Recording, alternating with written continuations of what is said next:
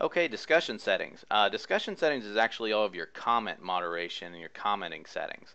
We're not going to go over every single one of these here because a lot of them are actually very self-explanatory, but then we're going to go over a couple things in here.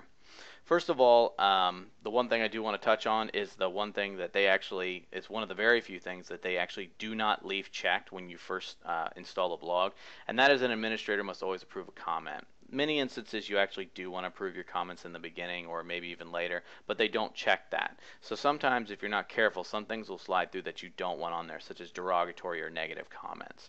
After a while, after comment moderation becomes a full-time job because you get a lot of comments on there, you maybe want to leave that unchecked.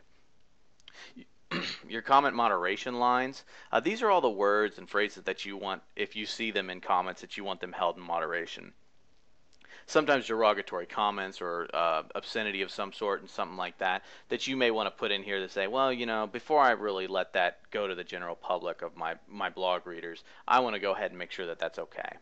And another one would be your comment blacklist. These are the things that you know would be spam, adult content, or maybe scam content or something like that that you know does not pertain to your blog. You can put those here.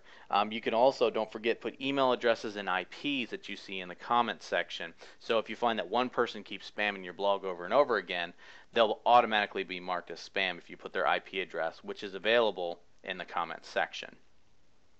And down here is just your avatar section, the little pictures that show up next to each commenter if the theme has it enabled.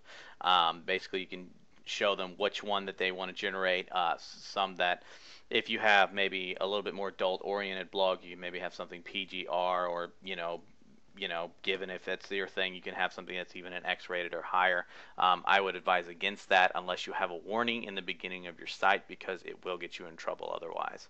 So, and you can also show not to show avatars at all. So that pretty much does it for the comments section. If you have any other things that you had questions on, you can just look at them there. They're pretty self-explanatory.